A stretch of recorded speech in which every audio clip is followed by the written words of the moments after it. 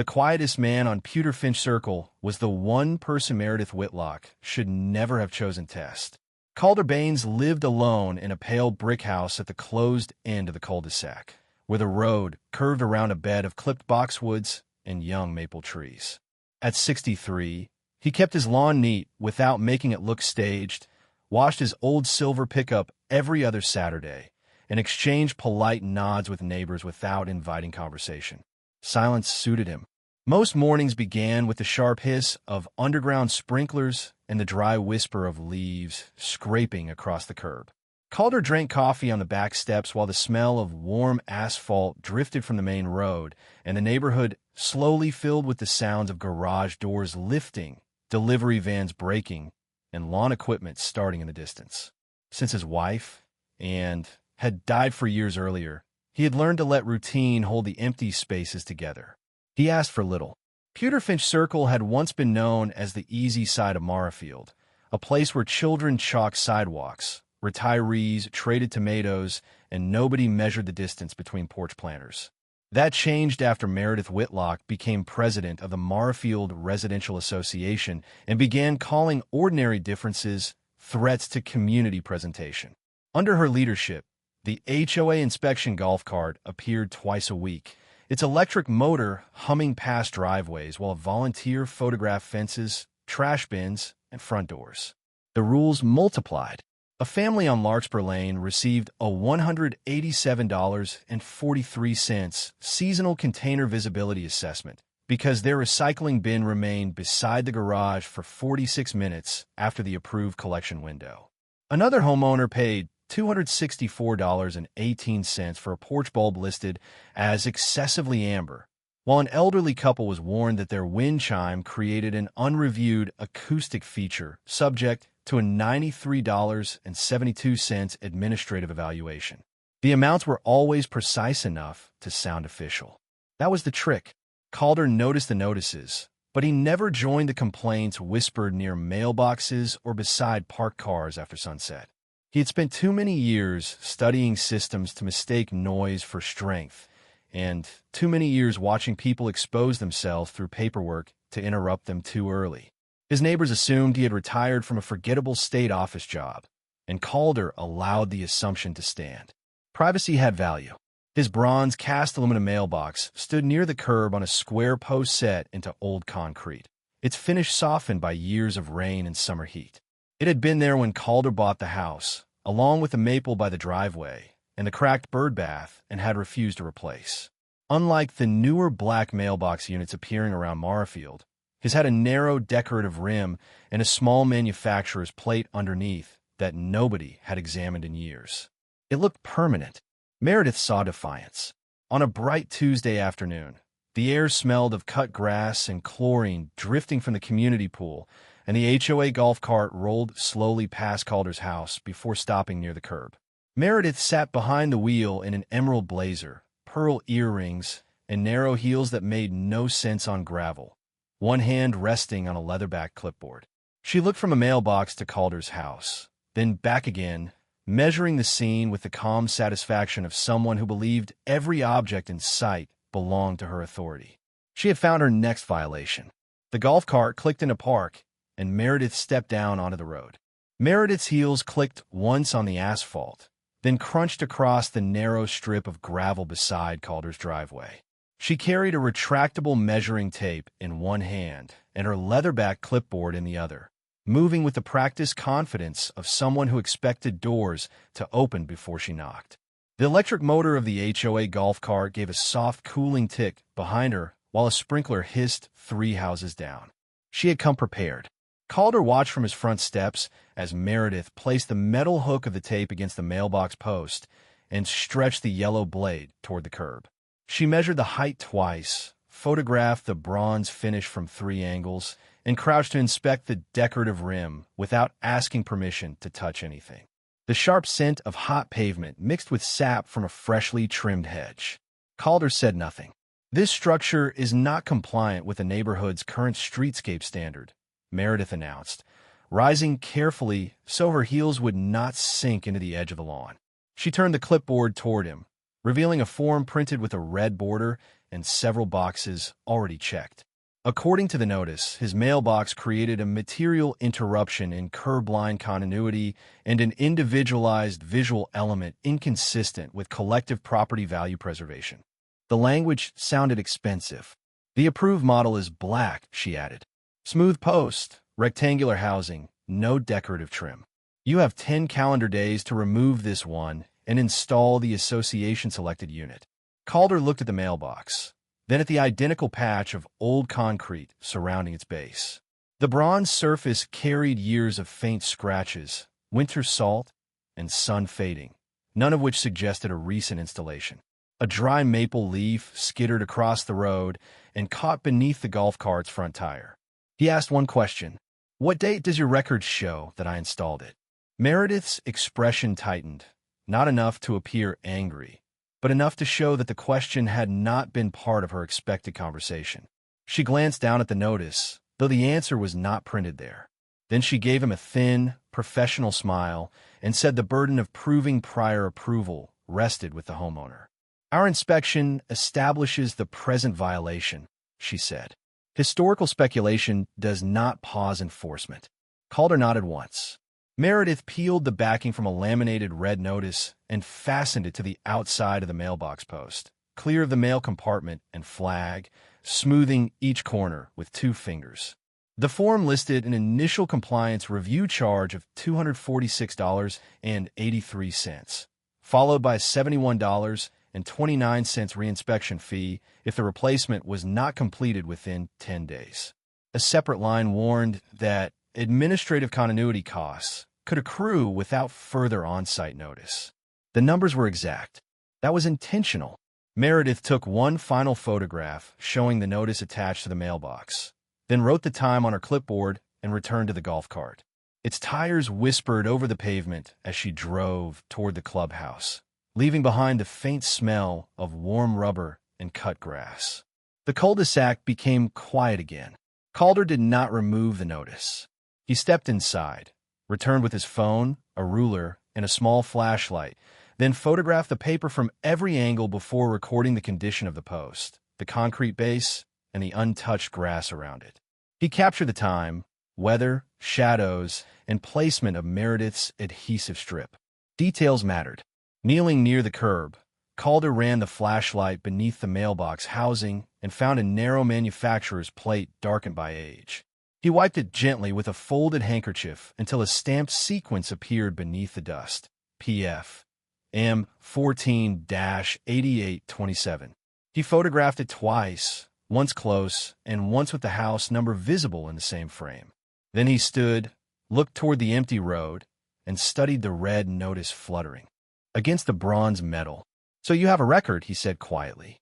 Calder carried the photographs inside, placed his phone beside the kitchen sink, and left the red notice untouched on the mailbox. The house was quiet except for the low hum of the refrigerator and the soft ticking of the wall clock, and had chosen years earlier. Outside, dry leaves scraped along the curb while the laminated notice tapped softly against the mailbox post. He began with preservation.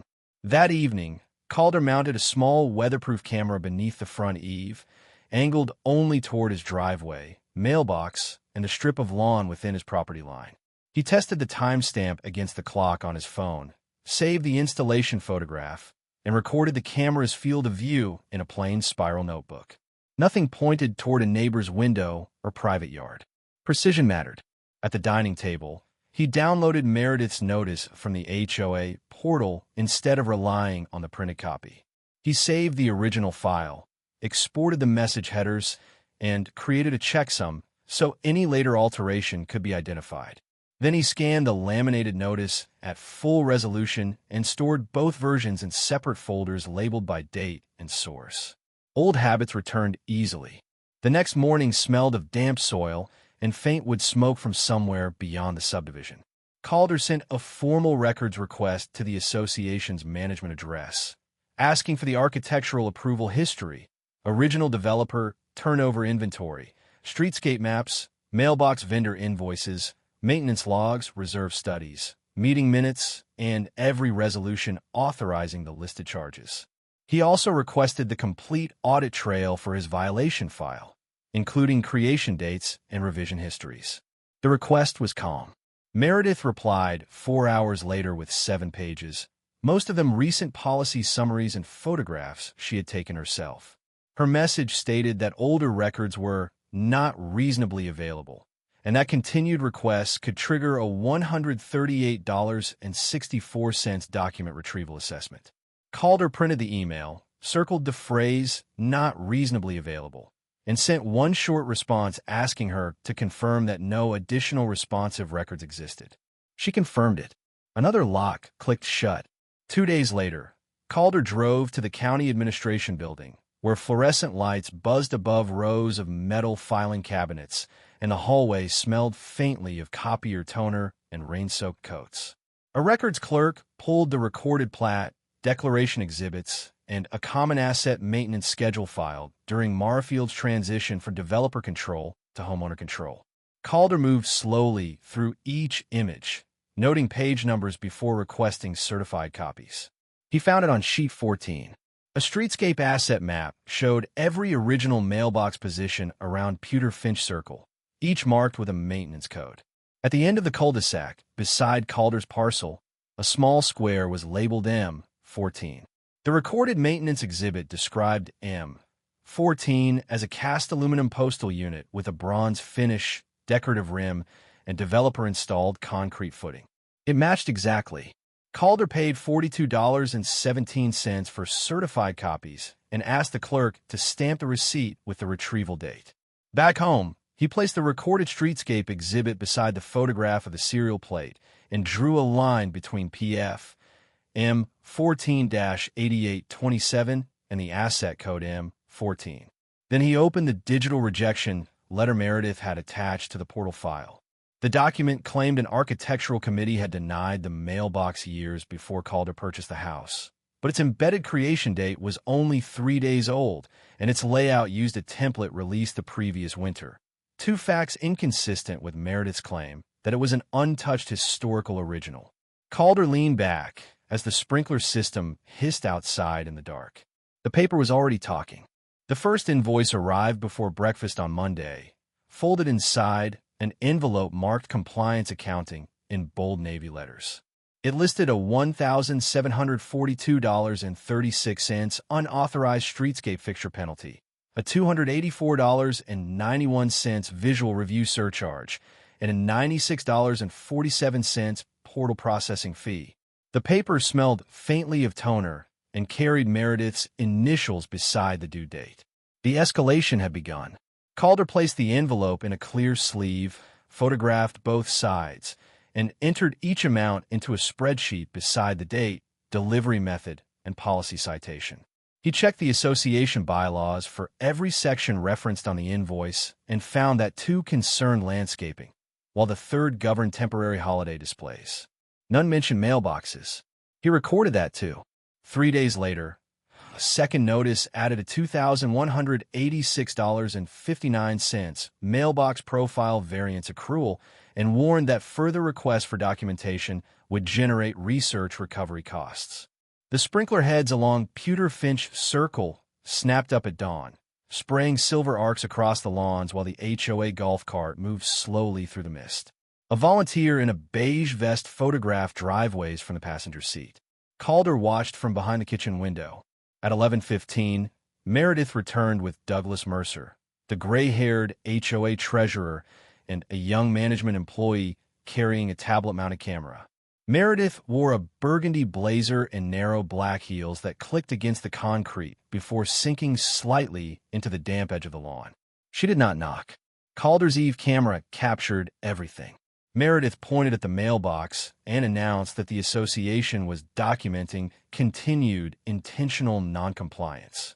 Douglas stood several feet behind her, holding a folder he never opened, while the employee photographed the bronze housing, the red notice, and Calder's front door. The air smelled of wet grass and hot electrical equipment from a utility truck working beyond the cul-de-sac. Meredith spoke loudly enough for 2 neighbors to hear. The association is not required to reconstruct the history of an unapproved object, she said. Our authority begins with its present condition. Calder stepped onto the porch with his hands empty, and asked whether she was stating that the HOA had never owned or maintained the mailbox. Meredith lifted her chin and said there was no maintenance history because the structure had always been the homeowner's responsibility. Douglas looked toward the road. The camera kept recording. That afternoon, Calder reviewed the association's reserve study line by line, comparing the coded assets against the recorded streetscape exhibit. Near the bottom of a 12-page maintenance schedule, he found an entry labeled M, 14-footing stabilization and finish restoration, completed 22 months earlier for $638.27. The vendor notation referenced bronze exterior coating and a curbside postal unit. It was the first direct contradiction. Calder did not contact Meredith. Instead, he called Elena Crowley, a civil attorney whose office occupied the second floor of a converted brick bank downtown. She listened without interruption while he described the notices, the altered-looking rejection letter, the recorded streetscape exhibit, and the maintenance entry. Then she asked him to send the original files, not screenshots. "Do not argue with her," Elena said after reviewing the first batch. "Make her commit." Calder understood. That evening, while wood smoke drifted faintly through the neighborhood and dry leaves rasped across the driveway, he drafted a single-page letter requesting written confirmation of 3 claims: that the association had never purchased the mailbox, had never installed it, and had never paid for its maintenance. He attached no evidence.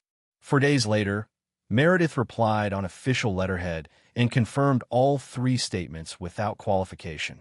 She also added a $417.82 board documentation recovery fee.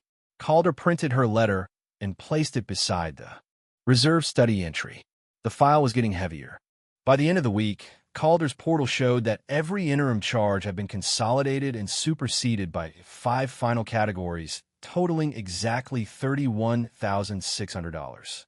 Each category carried a citation, a due date, and language suggesting that the association could pursue civil collection against the property. Meredith had converted a bronze mailbox into a financial emergency. She expected fear. The largest line item was an $8,913.45 unauthorized streetscape fixture penalty, followed by a $7,284.60 mailbox profile variance accrual and a $5,197.35 curb line symmetry impact charge. Beneath those sat a $4,861.80 board documentation recovery fee and a $5,342.80 community presentation stabilization escrow. Calder printed the page before the portal could change. Numbers left footprints. The next afternoon, a certified envelope arrived while the sky hung low and gray over Pewter Finch Circle. The mail carrier's truck idled at the curb, its diesel exhaust mixing with the cold smell of wet pavement, while dry leaves rattled beneath the tires. Inside the envelope, Meredith warned that failure to pay could result in referral to Association Counsel and any lien or civil collection remedy permitted by the governing documents and applicable law. The wording was careful. The threat was not. Calder added the letter to his chronology, then checked every meeting minute published during the previous 3 years. None authorized the 5 categories on his account, and none recorded a vote creating the so-called Community Presentation Stabilization Escrow. The phrase appeared only in invoices issued under Meredith's presidency. That made it useful. 2 days later, an HOA bulletin identified Calder's address among several active non-compliance properties without naming him directly. Neighbors who once waved from their driveways began looking away, and one couple crossed the street rather than pass his mailbox during their evening walk. Meredith had turned administrative pressure into social isolation. Calder noticed. He did not react. Judith Holloway came after dark, wrapped in a tan raincoat and carrying a grocery envelope folded twice. She lived 4 houses away, alone since her husband entered assisted living, and spoke barely above a whisper as rain ticked against Calder's porch railing.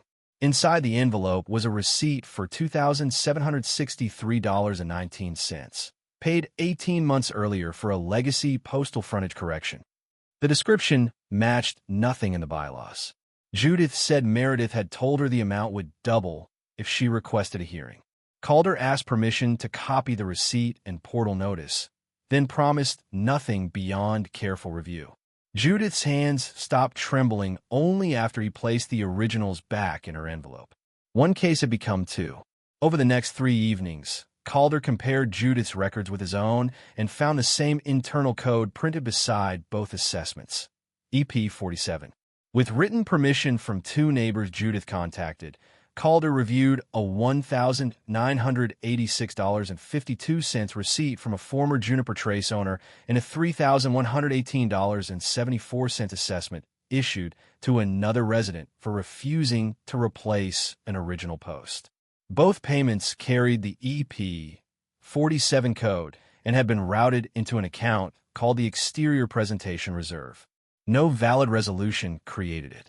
Douglas Mercer arrived quietly the following morning, parking 2 streets away and walking the rest of the distance over damp gravel. He admitted Meredith routinely placed only signature pages in front of him, claiming the supporting schedules had already been reviewed by Management Council. His name appeared on quarterly reports he had never received in full. He looked older when he left. That afternoon, Meredith announced a special meeting at the clubhouse to confirm Calder's balance and authorize the next stage of civil collection. Her notice promised community transparency and invited residents to observe enforcement in action. Calder read it twice, then called Elena. "We can demand an immediate suspension of collection and seek emergency relief if they record anything against the property," she said. Calder looked through the window at the red notice still clinging to the bronze mailbox, its corners lifting in the wind. "No," he replied. "Let her finish." Calder spent the next morning tracing the asset code through vendor references in the reserve study. One reference led to an archived facilities folder in the HOA portal containing original purchase records, repair invoices, and turnover attachments. Between pool filter repairs and clubhouse roof inspections, he found a 12-unit purchase order for cast aluminum postal boxes with bronze finishes and decorative rims. M14 was on the list. The invoice showed that the developer had paid for installation, but the association had accepted ownership during turnover and later carried the units as common streetscape assets. A second schedule assigned each box an expected useful life, remaining life estimate, replacement cost, an annual reserve contribution of $119.38. Calder aligned the purchase order, recorded streetscape exhibit, and serial number photograph across his dining table. The chain was almost complete. Outside, a cold wind pushed leaves against the siding with a dry, persistent rasp, and the HOA golf cart passed twice without stopping. The neighborhood pool had been closed for the season, but chlorine still lingered faintly near the clubhouse whenever the wind shifted.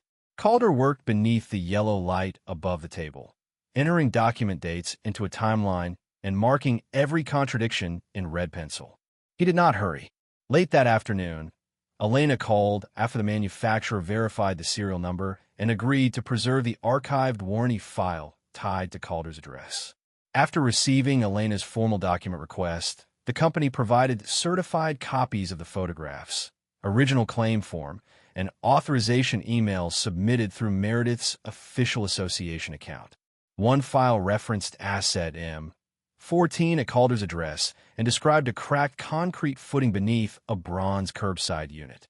It had been submitted 18 months earlier. The claim included 4 photographs of Calder's mailbox, the same decorative rim, the same faded finish, and the same serial number stamped beneath the housing. At the bottom of the authorization page appeared Meredith Whitlock's signature, followed by her title, a certification that the unit was owned and maintained by Morrowfield Residential Association. She had signed it herself. Calder printed a clean copy and compared it with Meredith's recent letter denying ownership. The distinctive capital letters and slant were consistent, while the attached email chain independently showed that the warranty claim had originated from her official association account. Elena reviewed the documents over a secure video call, her office window dark behind her as traffic hissed on wet streets below. "This is not a minor inconsistency," she said. Calder agreed. Together, they built a 1-page comparison chart with 4 columns. Meredith's statement, the association's own record, the date, and the civil consequence. Her denial of ownership sat beside the purchase order. Her denial of maintenance sat beside the repair expense. Her claim that Calder installed the box sat beside the recorded streetscape exhibit. Her historic rejection letter sat beside metadata, template history, and meeting records inconsistent with its claimed age. Every row closed another exit. The following evening, Meredith sent a final demand through the HOA portal and by certified mail. It instructed Calder to remit $31,600 in certified funds to the management office before the special meeting and bring proof of payment, warning that a $286.14 meeting enforcement preparation charge would be added only if the board approved referral. She also stated that the board would present the original architectural rejection as conclusive proof. Confidence had made her careless. Calder placed the warranty claim at the top of his folder. Beneath it, the vendor invoice, reserve schedule, recorded streetscape exhibit, forensic document report, and Meredith's written denials. He reduced the entire case to 7 pages, each tabbed and numbered, while Elena prepared a formal preservation. Notice for the association's electronic records. Nothing important would be buried in volume. Before turning off the dining room light, Calder looked through the front window at the bronze mailbox standing beneath the street lamp. The red notice had faded at the edges, but it was still attached. He left it there. Meredith wanted the neighborhood to see a violation. Calder intended to show them an asset.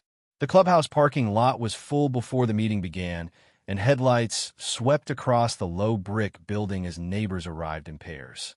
Inside, folding chairs faced a narrow table where Meredith sat beneath the association seal, wearing a deep emerald blazer, pearl earrings, and the gold badge she had ordered with association funds. The room smelled of burnt coffee, floor polish, and chlorine drifting through the ventilation from the closed pool wing. She looked completely certain.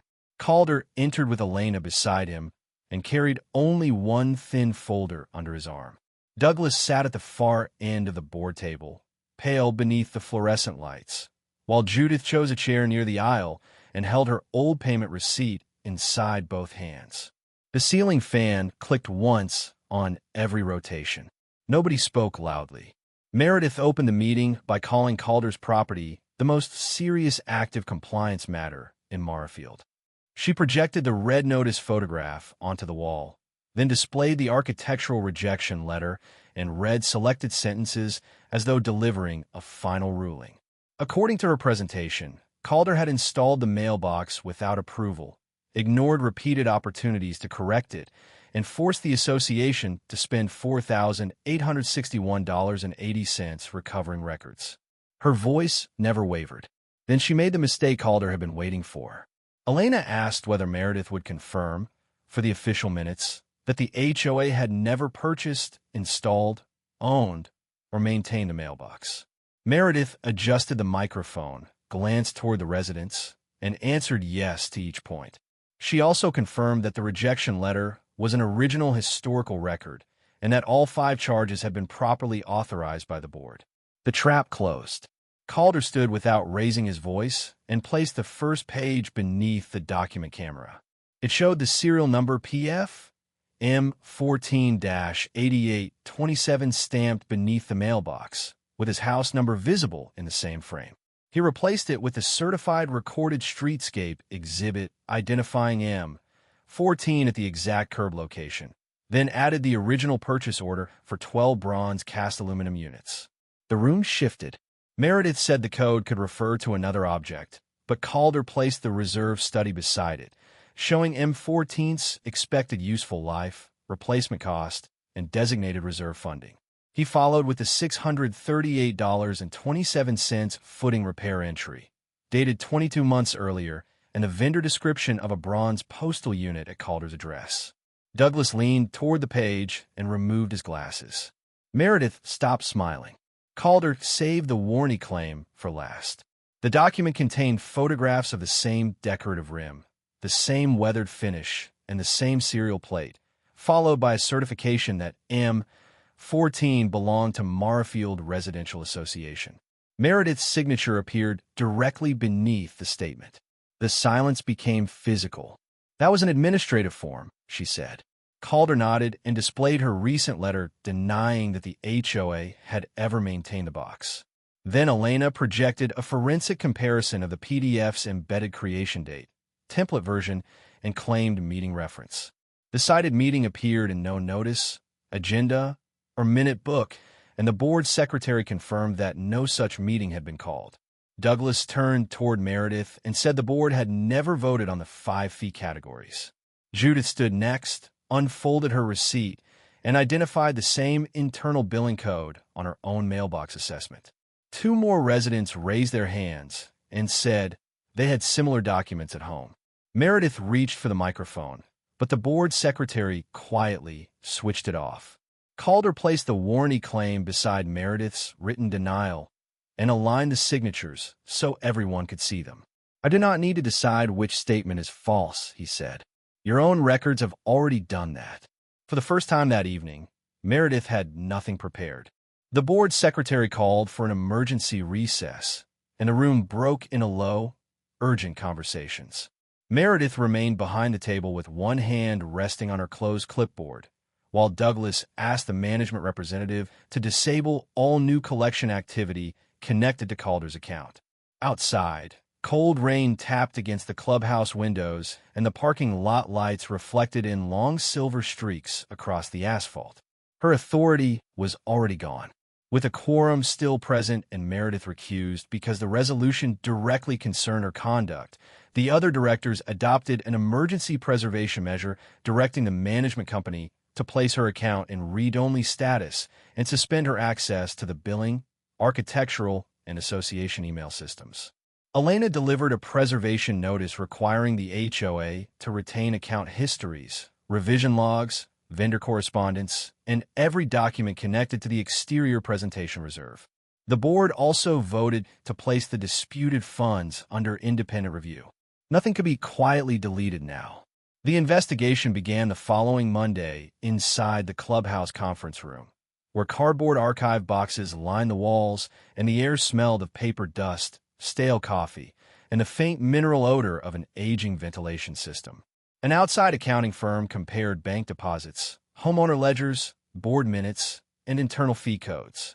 The auditors found that EP 47 had been applied to 9 properties under 6 different descriptions, generating $24,918.63 in payments over 2 years. None of the charges had been properly adopted.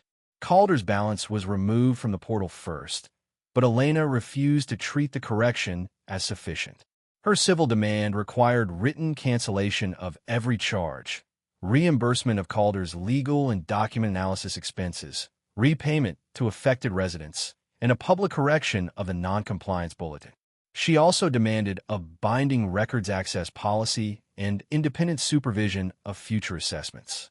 The numbers returned with consequences. After 7 weeks, Morrowfield approved a tentative civil settlement framework totaling $68,742.91, including homeowner refunds, Calder's legal and forensic review costs, and the expense of correcting the association's records. The framework allocated Judith a full refund of $2,763.19 plus interest and authorized reimbursement to the former Juniper Trace owner once the closing records confirmed a current mailing address. The association had to explain every dollar. Meredith called the findings a misunderstanding caused by incomplete files, but the insurer focused on her written denials, the rejection letter whose claimed age conflicted with its digital history, and the warranty claim bearing her signature. Coverage remained available for ordinary board errors, yet the carrier reserved its rights regarding knowing misrepresentation or intentional misconduct. To avoid a separate coverage dispute and personal civil claim, Meredith, through counsel, agreed to contribute $11,850 toward the settlement. Her own signature cost her. A recall election was scheduled for a Thursday evening, and more residents attended than had appeared at any annual meeting in Morrowfield's history. The room carried the damp smell of coats and the sharp scent of copier ink from freshly printed ballots. Meredith arrived in a navy blazer with her gold badge pinned at the collar, but nobody offered her the center chair. After the secretary verified quorum and counted the valid written proxies, the vote was not close. She was removed as president, dismissed from the architectural committee, and barred from holding association office for the maximum period allowed by the bylaws. Her portal credentials were terminated before the ballots were packed away, and the board secretary asked her to surrender the gold badge, clubhouse key, and association clipboard. She placed them on the table one at a time. No one applauded. As Meredith crossed the parking lot alone, the rain had stopped and water dripped steadily from the clubhouse gutters. Behind her, residents remained inside to review the refund schedule and nominate an interim board. Calder stood near the doorway beside Elena, saying nothing as the electric HOA golf cart sat and used beneath the security light. The kingdom had ended in paperwork. The final agreement was executed and entered into Morrowfield's permanent association records 12 days after the recall vote, and its first sentence left no room for interpretation. The entire $31,600 assessment against Calder Baines was void from the moment it had been issued. The HOA formally acknowledged that the mailbox identified as PF M14-8827 had been purchased through the original development contract, transferred to Morrowfield as association property, listed in its reserve schedule, repaired with association funds, and certified by Meredith Whitlock herself in a warranty claim. Calder had never installed an unapproved mailbox. The association had fined him for its own asset. The agreement required the board to attach the 7-page evidentiary sequence, including the recorded streetscape exhibit, vendor invoice, reserve schedule, repair entry, warranty certification, Meredith's written denial, and the digital evidence showing that the supposed historical rejection letter was inconsistent with the age it claimed. The documents were not sealed, summarized, or hidden behind attorney language. Every homeowner received access through a new secure member records portal. The truth became permanent. The settlement expressly acknowledged that the association had demanded money through unauthorized fee codes and materially false representations contradicted by its own asset, maintenance, and warranty records. That finding triggered repayment to every identified homeowner, removal of all related balances, correction of property account histories, and written notices confirming that no civil collection action could be based on those charges. Morrowfield was required to reimburse Calder's legal expenses, records fees, and forensic document costs. The $31,600 demand was gone, and the records explaining why could never be hidden again. A week later, a maintenance contractor arrived at Pewter Finch Circle in a white utility van and removed the faded red violation notice from Calder's bronze mailbox. He cleaned the adhesive without damaging the finish, tightened the door hinge, sealed a hairline crack in the old footing, and attached a small metal label beneath the housing. It read, "Association-owned asset. Maintenance required." For once, no approval was demanded from him. Judith received her refund on a quiet Friday morning and brought Calder a loaf of banana bread, still warm beneath aluminum foil. Other residents began submitting records requests for unexplained lighting fees, landscaping assessments, and document charges that had once seemed too small or too complicated to challenge. The new board adopted a rule requiring every fine to cite an identifiable governing document provision or duly adopted rule, rely on documented evidence, follow a published fee schedule, and provide notice and an opportunity for a hearing before payment became due. No more invented categories. Douglas resigned as treasurer after helping reconstruct the missing account history, and the board replaced the old billing system with one that preserved revision logs automatically. Calder declined every suggestion that he run for office. He agreed only to review the new records protocol, insisting that elderly residents, widowed homeowners, and anyone living alone receive clear instructions, no-cost electronic access to their files, and cap charges for any requested paper copies. Power needed limits. On the first cool evening after the settlement, Calder walked to the curb as porch lights came on around the cul-de-sac. The sprinkler lines clicked beneath the lawns, dry leaves moved softly along the gutter, and the clubhouse office that Meredith once occupied remained dark. A neighbor paused beside him and asked whether he planned to replace the old bronze mailbox now that the dispute was over. Calder closed its door gently. "No," he said. "It was approved before they decided it wasn't." The mailbox stayed exactly where it had always stood, but the neighborhood around it had changed. People no longer lowered their voices when discussing the HOA, and no resident had to prove innocence against a rule that could not be produced. Calder returned to his quiet house without celebration, carrying an ordinary stack of mail beneath his arm. He had not defeated authority by becoming louder than it. He had simply required authority to answer to its own records, and once those records were placed in the light, the false power built around them collapsed. That was the legacy left at the end of Pewter Finch Circle. Rules could protect a community, but only truth could make them legitimate. This story is a fictional narrative created for entertainment, reflection, and educational purposes. Any resemblance to real people, places, or events is purely coincidental.